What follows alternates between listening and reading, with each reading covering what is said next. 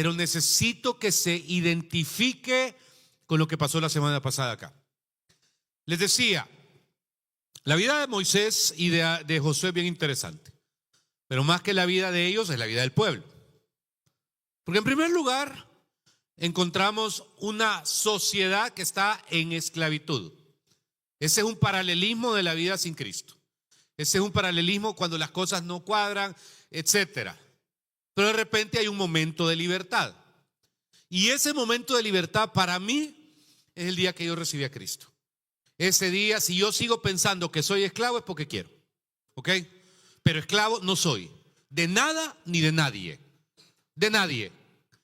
Entonces, inicias un proceso de desierto. El desierto es purificador. El desierto se vuelve un lugar donde se supone que debe morir mi mentalidad de esclavitud. Es un lugar donde comienzo a aprender a depender de Dios. Y de alguna manera, ese aprender a depender de Dios es bueno. Y de repente se me nombra a un líder, se llama Moisés. El liderazgo de Moisés era bien interesante. Era muy paternalista. ¿Es eso malo? No. Era un liderazgo que de repente decía a la gente, que mire, mejor hubiéramos estado allá en Egipto. Y venía Moisés y los consolaba, 1, y los consolaba 2, y los consolaba 30, y los consolaba 600. Mire, pero es que tenemos ganas de comer, y allá en Egipto había, y ahí estaba el maná todos los días. No, pero es que tenemos necesidad de carne, ahí estaban las codornices. No se dice godornices, se dice codorniz. ¿Okay? Y entonces las codornices estaban ahí. Y se suplía y pagó precios altos. Porque era un liderazgo interesante. Un día de repente pues él pagó el precio porque la gente tenía sed. Y por hacer mal algo, Dios le dijo, vos sos el que no va a entrar a la tierra por haber golpeado la roca donde salió el agua. Pero al final la gente se sació y probablemente varios hasta estaban quejándose del sabor del agua. Pero ese es el desierto. Si usted le puso atención a la prédica del 31 de diciembre y le puso atención a la prédica de la semana pasada, lo que yo estoy tratando de hablar es que en mi corazón hay un sentir bien fuerte. Y es que en Kemuel el desierto ya pasó. Y este año es de interpretar lo que hay adelante. Porque es cierto, pero ¿qué era el desierto además? Un lugar de desahogo. Perdonen, las iglesias no son para irse desahogando, solo con el Señor. Un lugar de queja y murmuración. Porque todo el mundo se quejaba de todo el mundo. Un lugar donde el más depresivo era el más popular. El que más lástima inspiraba era el que más se aceptaba. Y les dije la semana pasada, identifique al desertero de su casa y párele el carro. Porque el desertero de su casa es aquel que se queja por todo. Es aquel que es infeliz porque está helado, porque está caliente, porque hay comida, porque no hay comida, porque está muy salada, porque está muy simple, porque está sucio, porque está limpio, porque no está suficientemente limpio, porque debe estar más limpio. Y cuando menos sentís, esa persona te puede afectar a todos los demás. Porque en esa cultura de desertero no desertar, sino que desierto, la persona que vive de esa manera quiere que condicione su sistema de vida así. Y entonces dije, ¿de qué se trata? Moisés y el liderazgo de Moisés y Josué era bien distinto. El liderazgo de Moisés, como le dije, era de todo. Y Dios lo respaldaba, claro que sí. No hay hombre más manso sobre la tierra. Un día vio una muchacha simpática de la tierra de Cus y tuvo que ver con ella. Esto demuestra que era hombre, ser humano. Y dice que el pueblo murmuró porque el líder espiritual se había metido con la morena. Pero cuando fue emplazado por el sacerdote y por el otro, Dios lo respaldó a él. Porque están criticando a mi siervo Moisés. No, es que mira, si yo te contara tal cosa, Dios. ¿A quiénes les dio lepra? A ellos. ¿Y quién tuvo que orar para sanar a los que humanamente en lo correcto estaban señalando el error de Moisés? Al mismo Moisés. Pero el liderazgo de Josué es bien distinto. Porque hay 2 personas en la Biblia, creo que 3 puede ser, que yo no les veo una nota de regadas en su vida. No me pregunte por qué. Daniel es uno, un rey, 2 reyes, 3 reyes. Saber cuándo tiene que estar a la par del rey comiendo y cuándo tiene que estar sentado en la última fila esperando que el rey le llamaba, si le llamara. Eso quiere decir que pudo manejar el poder perfectamente. Y yo no le veo de que al comienza a hablarse de Daniel hasta que se muere, una regada. El otro es Josué. Yo no le hallo un solo error en su vida. Al menos la Biblia no me lo dice. Debe tenerlo.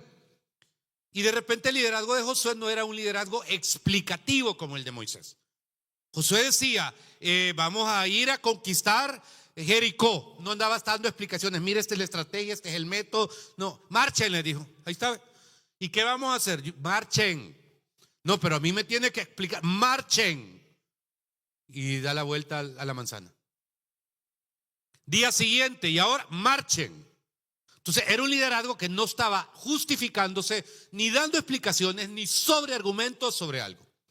Usted tiene que aprender a definir cuál es su liderazgo, pero también usted tiene que aprender a trabajar con esos dos tipos de líderes. Y entonces, de repente llega un día, y ahí terminó el mensaje de la semana pasada, donde le dije, mire, si usted tiene una piscina en su casa, me va a hacer un acto profético en una piscina. Si tiene una pila, no le voy a decir que se meta la pila, agarre un guacal y por favor mete los pies en el guacal. Pero yo no quiero que entre el 2025 con arena de desierto en la planta de su pie. Porque de nada sirve entrar a una tierra de promesa, de conquista. Ay, la arena del desierto. No, ya estuvo. Y entonces meta los pies y diga, en esta agua, como el río Jordán cuando se estaba cruzando, por eso lo dije así. ¿Por qué era necesario atravesar el río Jordán? Limpiar la arena del desierto, porque a la tierra prometida no se puede entrar lleno de arena. No puedes, porque ahí hay césped, ahí hay grama, ahí fluye leche y miel. Y esa fue la primera actitud que les pedí a todos definir para sus vidas, para sus familias, para sus negocios y para sus propósitos durante todo este año. Porque como que me llamo Juan Carlos, estoy claro que este año es un año de conquista. Pero luego, al darle la continuidad a esa enseñanza, vamos a Deuteronomio 7. 1 en adelante. Cuando Jehová tu Dios te haya introducido en la tierra en la cual entrarás para tomarla, y haya echado de delante de ti a muchas naciones, al Eteo, al Gereseo, al Amorreo, al Cananeo, al Fereceo, al Heveo y al Jebuseo, 7 naciones mayores y más poderosas que tú, Jehová tu Dios, las haya entregado delante de ti y las hayas derrotado, las destruirás del todo, no harás con ellas alianza, ni tendrás de ellas misericordia. Y no emparentarás con ellas, no dirás tu hija no darás, tu hija a su hijo, ni tomarás a su hija para tu hijo, porque desviará a tu hijo en pos de mí y servirán a dioses ajenos. Y el furor de Jehová se encenderá sobre vosotros y te destruirá pronto. Mas si habéis de hacer con ellos sus altares, destruiréis y quebraréis sus estatuas y destruirás sus imágenes el castellano no se pone de acuerdo si es Ácera o Acera, puede ocupar cualquiera, y quemaréis sus esculturas en el fuego. Padre, háblenos en esta hora. Enséñenos qué es lo que tiene para nosotros. En el nombre del Padre, del Hijo y del Espíritu Santo. Amén. Primero entendamos de qué es conquista. No es pedir favores. ¿Ok? ¿Quién me da dinero? ¿Alguien me quiere dar un billete? De 20. ¿Quién me regala $20? ¿Alguien? Rápido. Va, $20. Espérese, no soy de esos que bolsean, de esos magazos del evangelio, aclaro. ¿Sabe algo? Esto no es conquista, esto es un regalo, ¿ok? Y como regalo, le puedo decir de todo corazón de que se lo agradezco. Pero este es el desierto. Donde estamos hablando es otra liga. Así que permítame regalarle $20 también a usted, por favor. ¿Ok? Y como mi abuelita me enseñó que donde me dan, debo dar. No es un actuado de todos los cultos, no es el actor de todos los cultos que hay que hablar. Me permite bendecirlo con otros $20. Okay. No, espérese, ahí los pone en la ofrenda. No, broma. ¿A dónde quiero llegar con este primer punto? No. Este ya no es el desierto.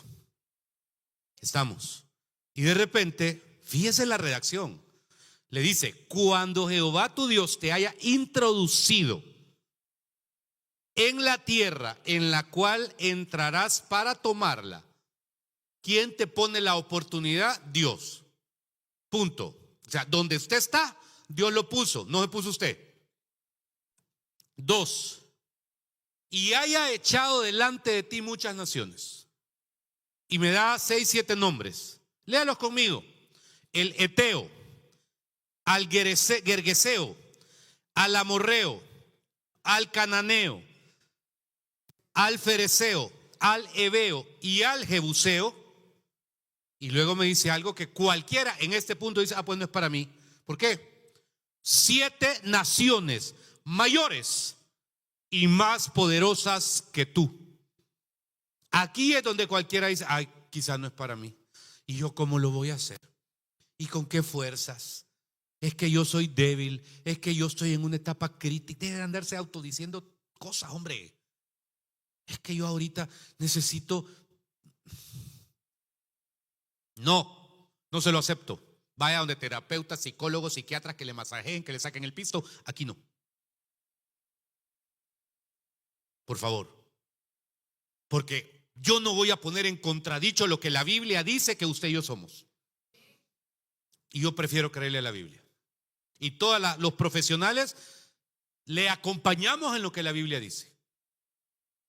Y entonces, aquí es donde a mí me impacta Dios, porque Dios se la pone difícil a José. Y fíjese que no era solo, me permite entrar a su casa. Fíjese que Dios me dijo que no. Me está hablando de conquista. ¿Okay? Yo no quiero entrar en el debate de la señora Sheinbaum y el Reino de España. Pero conquista es conquista. O sea, aquí hubo una conquista. ¿Ok? Y es tomar por derecho autoasumido algo. Y quiero que lo pase a su vida, a su día a día, a su trabajo, a sus sueños, a sus proyectos. Porque muchos parece que le piden pidiendo permiso al diablo para que no los moleste tanto para hacer algo. Don Sati me da permiso. No, cuidado. Cuidado, hombre. Primero le dice el Eteo. Así dice, ¿verdad? Cuando hayas, ¿qué dice? Muchas naciones. Primero al Eteo. Le explico algo con respeto. La deidad de los eteos es Apolión. ¿Ok? Y Apolión representa una cultura de destrucción, no construcción alrededor de cualquier cosa. Y era una sociedad fundamentada en una deidad llamada Apolión. Creían eso. Y Dios le está diciendo que vaya y tome la tierra de los que destruyen. Luego dice al Gergeseo o los Gergeseos. Curiosamente, acuérdese de que dentro de la Biblia existe la identidad de Lucifer. Y de todos los lugares tuvieron que haber tenido alguna identidad interesante, ellos, los Gergeseos, porque su culto de idolatría era Lucifer. Lucifer aparece en las redacciones de la Biblia más adelante, en los escritos tanto de Génesis, de los profetas y el Apocalipsis, cómo va a terminar, cuando se inaugura el infierno, porque el infierno no se ha inaugurado. ¿Okay? Ahorita hay un lugar de tormento, pero el infierno va a ser inaugurado por Satanás, el falso profeta y la bestia, el día que se dé el juicio a ellos de parte del trono del Señor. Pero existía esa deidad. ¿Y de dónde lo sacaron? No sé, pero ya existía. Es un culto a la maldad. Y estos vienen de bien intencionados 40 años sin entender un montón de cosas, solo porque Dios le dijo: la maldad desanima. Usted conoce gente mala, pícara, fregada, que no le tiembla la mano para destruir, para molar, para acabar, para difamar. Ok, estos eran. 3. ¿Cuál es el tercer grupo que dice ahí? La tercera etnia. El amorreo. Agárrese. Aquí hay una cultura de humanismo, porque la deidad de los amorreos era Belcebú. Y entonces de repente lo que encuentro es una interpretación muy humanista, satánica también, alrededor de una sociedad que vive en ese principio de humanismo. Ahí estaban los que iban a conquistar. El cuarto que le dice que era es el cananeo. Ok. Canaán, que se llama toda la tierra, sí, le aclaro. Toda la tierra se llamaba Canaán. Y había una región que era habitada por los cananitas. Esto es como América. En América hay 2 territorios que se llaman América. El continente que va casi del Polo Norte a la Antártida se llama América. Pero también hay un país que no se llama Estados Unidos, se llama Estados Unidos de América. Y el verdadero nombre de esa nación es América. Entonces existe América y existe el continente americano. Así que no se conflictúe si es esta, no, es América, así se llama. Y entonces, de repente encuentro que el cananeo era la zona más próspera de la región. Próspera, míreme la seña, ¿ve? Pero ¿sabe quién era el dios en Canaán? Mamón. Mamón es un dios de dinero. La idolatría a Mamón es todavía en estos tiempos total. Y ese espíritu de Mamón es lo que genera que los hombres nos volvamos ambiciosos. Ya tenemos y queremos más. Y no es suficiente. Y tenemos que tener más. Y no es suficiente. Y debemos saber cómo nos inventamos para hacer más. Entonces ya no le sentimos el gozo a nada porque nada es suficiente. Y entonces eso era Canaán. Y estos llegaban con una mano adelante y una mano atrás. ¿Me entiendes? Y de repente, puchica. Y yo tengo la autoridad y Jehová es mi proveedor porque no me falta nada, porque un día a la vez, dice el pastor, pero me encuentro a alguien que está ahí de agalán. Y le dijo Dios que es más poderoso que él. Sigo. El siguiente eran los heveos, los fereceos. Esto es muy interesante porque el fereceo tiene una cultura de religión. Y hay un profundo espíritu de religiosidad y de mística en esta sociedad. En esa. Si algo le agradezco a alguien que me dijo a mediados de diciembre, pastor, me dijo, le quiero decir algo con respeto. Muchas cosas le voy a agradecer a Kemuel y a usted, pero una que le agradezco es que quitó de mis ojos la venda del legalismo y de la religiosidad. Créame que me sentí agradecido. Porque vivo luchando con ustedes, con varios que confunden presencia de Dios con legalismo y con religiosidad. Que no entienden que esto no es de legalismo ni de religiosidad, es de espiritualidad. Y esa espiritualidad no existe ahí. Porque es criticar, es señalar, es sentir que soy mejor hombre o mujer de Dios que los demás, que estoy en una posición de ventaja. Y estos que nunca han visto a Dios, porque no lo han visto. Porque lo único que han visto es que se abre un mar. ¿Vea? Que no lo vieron. Porque el que hablaba con cara a cara con Dios era Moisés. Se encuentran a una sociedad ultra religiosa y legalista que tienen que ir a derribar. Sigo. ¿Quién es el que dice después? Mire, ¿quién? El heveo. Bueno, el heveo, de aquí nace, si usted lo ve más adelante en Crónicas y Reyes, Jezabel. Donde existía una perspectiva hasta libertaria, no, plena, alrededor de sexualidad, de seducción y de todas esas cosas que nos tienen tan enfermos en estos tiempos. Y existiendo eso, estos que buscaban santidad, que guardaban el sábado, que hacían, van en contra de ese degenere y le dice que es más poderoso que ellos y les dice que los conquiste. Y finalmente, jebuseos. Jebuseos son los originarios de Jebús, que es el nombre inicial con el que se establece Jerusalén, que es el término árabe y hebreo y arameo para referirse a esa ciudad, que hoy conocemos como Jerusalén. Que David compra y construye la casa, el terreno que Salomón va a continuar y terminar, y él hace a la par la ciudad de David. Le aclaro, la ciudad de David, aunque hay un canto que lo dice y otras cosas, no es Jerusalén. La citadel de David es un terreno que se hace a la par de Jerusalén, donde él hace su palacio. Donde los que han ido conmigo a Israel saben que hemos caminado en unos subterráneos con el agua helada hasta la cintura, por cerca de 1 kilómetro debajo de ella. Esa es la ciudad de David. Y enfrente, ¿qué tiene? Jerusalén. Todo eso era un lugar, obviamente, de idolatría, de perversión, porque la deidad que estaba en ellos se llama Baal. Y Baal representa después, como los filisteos, ¿ok? Lo toman como deidad mucho tiempo después, y hasta este día el paganismo en el Medio Oriente está relacionado, no el Islam, que quede claro, no el judaísmo y no que el cristianismo, alrededor de la figura de Baal. Para ponérsela más complicada le dice, ok, 7 naciones mayores y más poderosas que tú. Entonces, de lo que yo le estoy hablando no es 5 de yuca, como dijo aquel. Estoy hablando de 3 elementos, Kiki. Número 1, lo que representa la conquista. No es pedir favores. No es préstame 20 pesos, ¿ok? La conquista es, primero en su mente, establecer qué y cómo.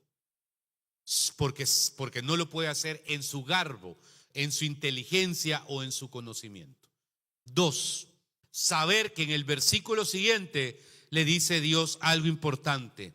Jehová tu Dios las haya entregado delante de ti y las haya derrotado, las destruirás del todo. No harás con ellas alianza y tendrás de ellas misericordia. A donde estamos hay una gran responsabilidad.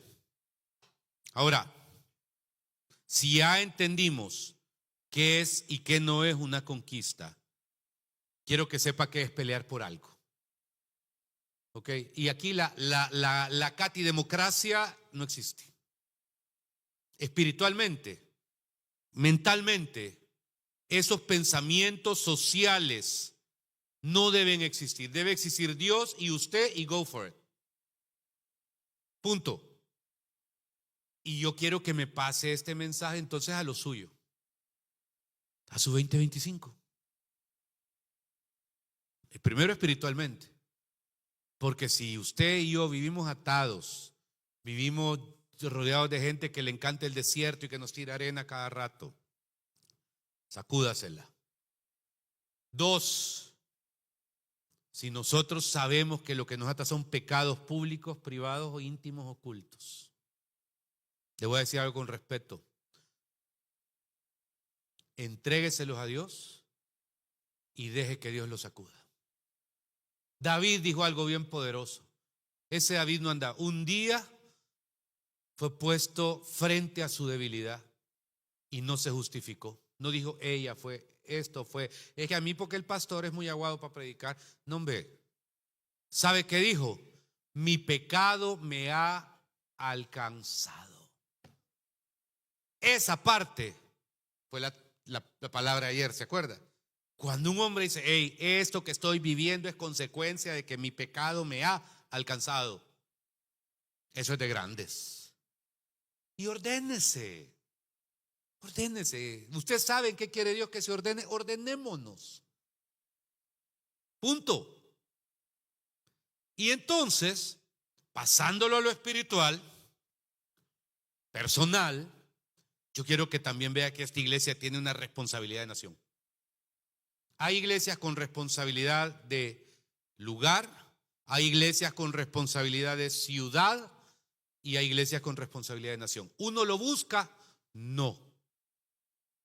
No me pregunte por qué. Dios lo pone. Y entonces, como me dijo alguien, mire, cuando la semana pasada vino alguien y conté un poquito lo que estamos haciendo en distintas responsabilidades, no me imaginé que la iglesia fuera tan grande, me dijo, alrededor de todo lo que hace. ¿Y quién los financia? Fue la pregunta.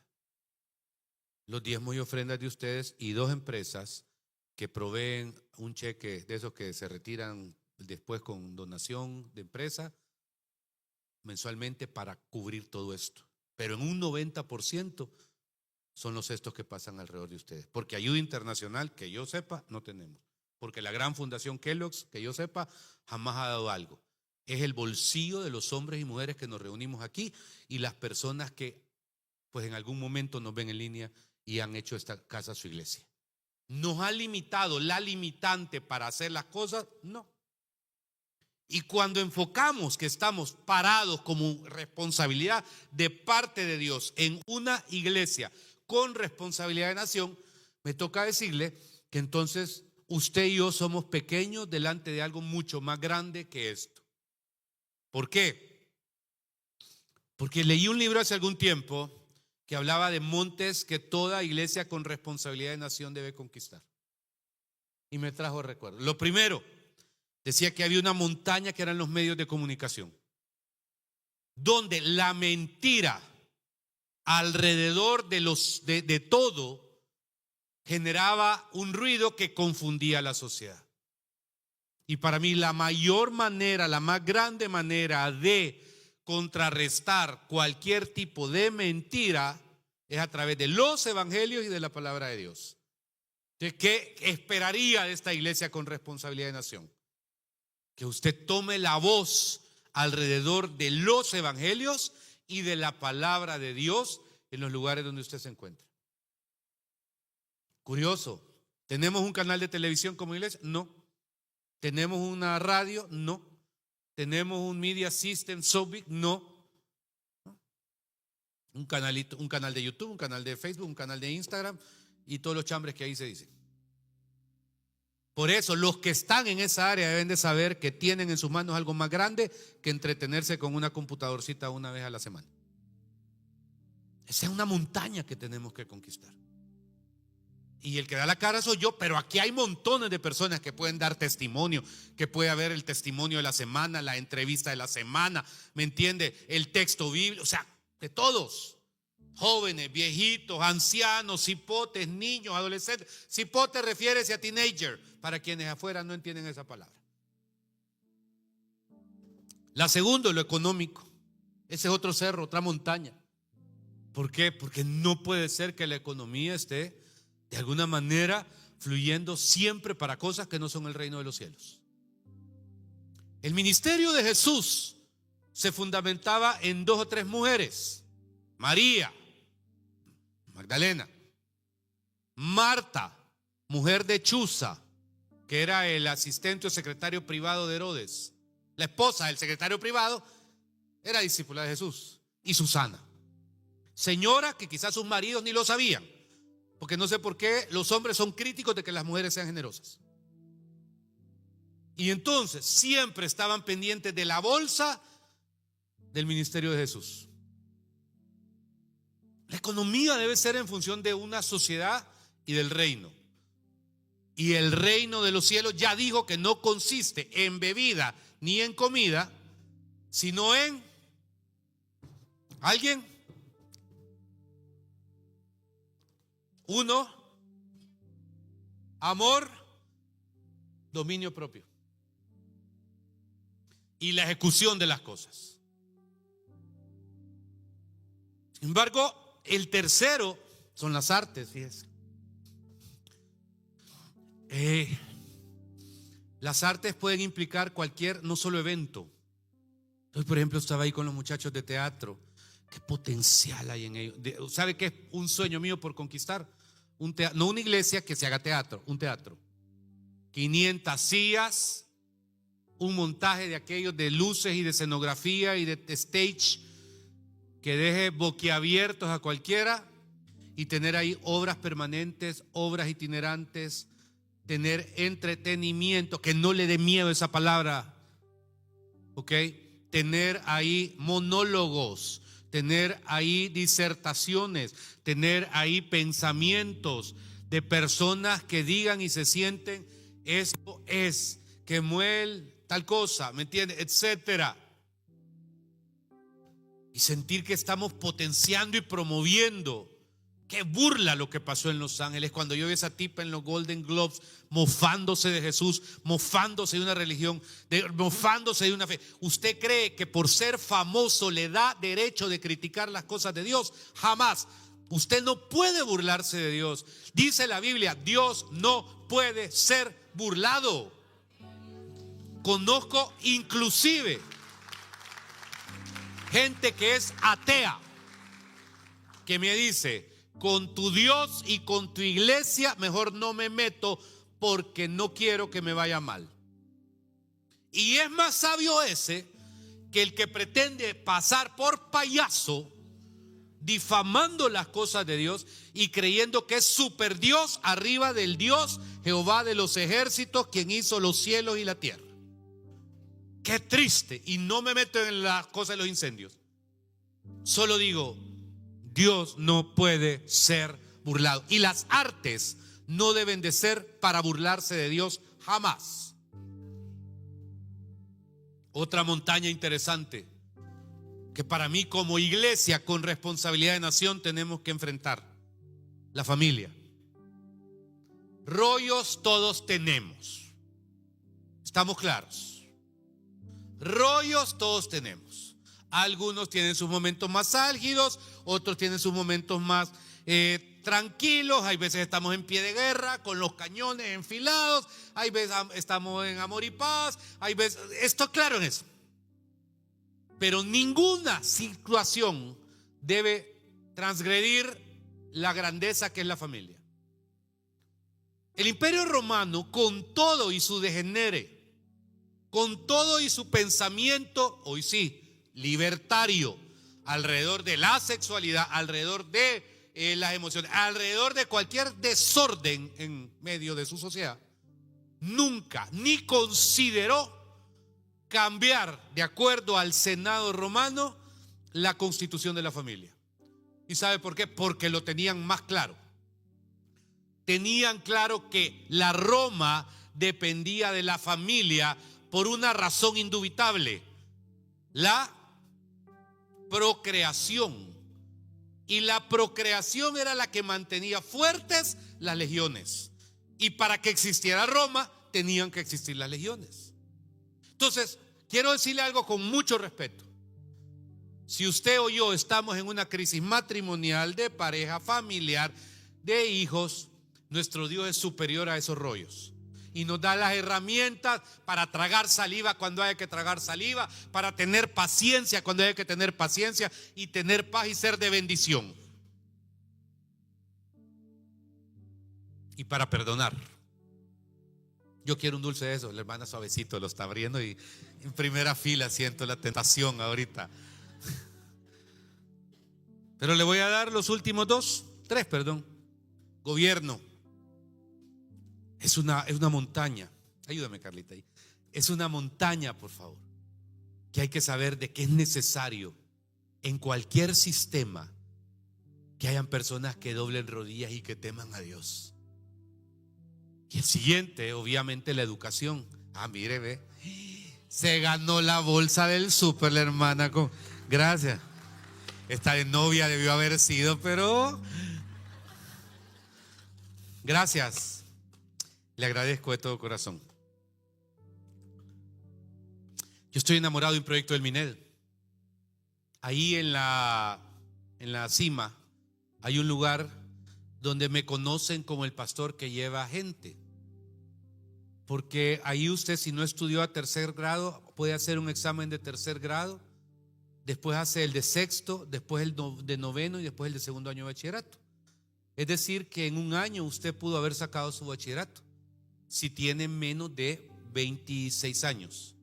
Si tiene más de 30, creo, no me acuerdo el número exacto, usted hace noveno y después hace el de segundo año y le dan su diploma. Pero creo fielmente que la educación es vital. Entonces Entonces yo llevo, usted mire pastor, fíjate que yo he estudiado y no puedo leer, aprenda. Y pum, lo llevo. Tengo alguien que va hoy en febrero, creo que otros dos van en mayo. Y cuando menos siento, estoy siempre pendiente, porque creo que la iglesia no puede estar al margen de la cultura general y del conocimiento, porque esa educación es la que nos sirve. Y si usted tiene títulos universitarios y tiene un montón de cosas, maestrías, doctorados, sintámonos privilegiados. Pero por favor, he visto tanto potencial en las calles de este país que no tuvieron la oportunidad de estudiar, que no tuvieron la oportunidad de terminar de leer, que no pudieron, pero son soñadores. Me encanta decirle: ¿qué día tiene? Tal día, véngase. Necesito, ¿hasta dónde estudió? Tercer grado, ¿en qué escuela? En tal. Tráigase el título y mire, lléguese en Uber. Yo no puedo, ahí lo va a atender fulano y ahí va a estar. Y cuando menos siente, lleva su DUI, llena la solicitud, lleva su foto. Hablo ahí a Raf, no digo cuál porque van a regañar al muchacho, y le digo: va a llegar alguien a tomarse una foto, porque ahí se la da y después llego yo. Y cuando menos siento, esa persona me llama, me escribe, me dice: pastor, tal día tengo el examen. Y me siento pleno cuando encuentro que alguien que estaba en tercer grado es bachiller y está estudiando en una universidad que cuesta nada. Eso es poderoso y eso hay que hacerlo. Y finalmente, pues, la religión, porque aquí la tenemos difícil, porque la religión hay una serie de conflictos alrededor. Que si es blanco, que si es negro, que si era un madero, que si era una cruz. Dios guárdeme. Usted no está para esas ligas de quinta, se lo ruego. Y entonces, cuando hablamos de conquista, hoy quiero que vea su 2025. Conclusiones. Porque después de 40 años en el desierto, por la rebeldía de su corazón, toda la generación rebelde murió. ¿En serio quiere usted seguir en el desierto? Por favor, no. 2, ya basta de vagar por la vida. En serio, ¿cuántas iglesias va a conocer este año?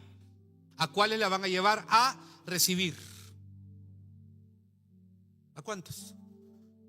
¿En cuántos ministerios se va a meter? Dame tu historial de los últimos 5 años y te digo si te ha funcionado o no. ¿En serio? 3, Josué no fue elegido para ser conquistador de la tierra simplemente por el azar. Creo que él cumplía un propósito y requisito de parte de Dios, y no solo porque era guerrero, porque era fiel, porque era un líder, porque era valiente. ¿Sabe por qué creo? Principalmente porque Dios lo estuvo viendo el periodo que estuvo con Moisés. Se echó de sombra de Moisés décadas. Y el día que dice Josué 1, mi siervo Moisés ha muerto, no dice Julián, no dice Juan Carlos, no dice Neto, no dice Vivi, dice Josué. Sea fiel, sea fiel. Y finalmente,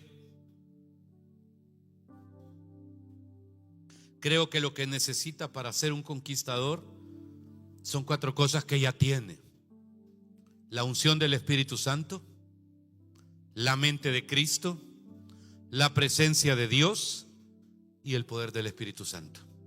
Me encanta una frase en inglés: it's up to you. Traducido es: depende de usted. Póngase de pie. No sé si conoce al que tiene a la par, ya no es COVID zone ni COVID time, pero tómese de la mano del que tiene a la par. Y si lo separa una silla, está bien. Y si anda la camiseta del Barça, ni modo, agárrelo también. Oye, no importa. Amén. Pero en el nombre del Padre, agárrala a ella, aunque están lejos. En el nombre del Padre, en el nombre del Hijo y en el nombre del Espíritu Santo, Señor, esta palabra por mandato tuyo la pongo en los hombres y mujeres que ya no quieren estar en un desierto. Dice Dios, y usted sabe que con esto yo soy bien delicado, es tiempo de avanzar. Es tiempo de avanzar. Yo boto tus escamas en los ojos. Yo boto hoy tus decisiones que no me han sido consultadas. Yo boto hoy de tu vida todo aquello que se ha anidado y que no te ha permitido ver mi presencia. En el nombre de Jesús, este es el año agradable de Jehová. Este es el año de la contundencia. Y lo que Dios ponga delante de usted para usted, para los suyos, para los demás y para el reino, Dios ya habló. A usted le queda o seguir viendo esos enemigos como imposibles, o tomar decisiones sobre lo que Dios ya estableció.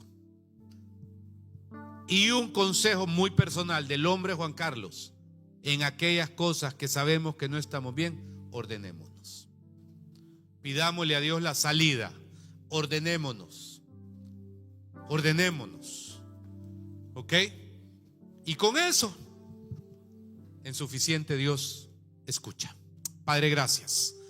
Gracias, Dios. Y si hubiera alguien sin Cristo que nunca le ha recibido y desea recibirle en su corazón, ahí donde está, pueda decirle hoy: Señor Jesús, yo te acepto en mi corazón. Te recibo como mi único y mi suficiente Salvador personal. Te pido vivir en tus planes y tus propósitos. Reconozco la cruz como el lugar donde alcanzo perdón de pecados, salvación y vida eterna. Entra en mi corazón y dame esa salvación preciosa, perfecta y por fe. En tu santo nombre, Dios. Amén.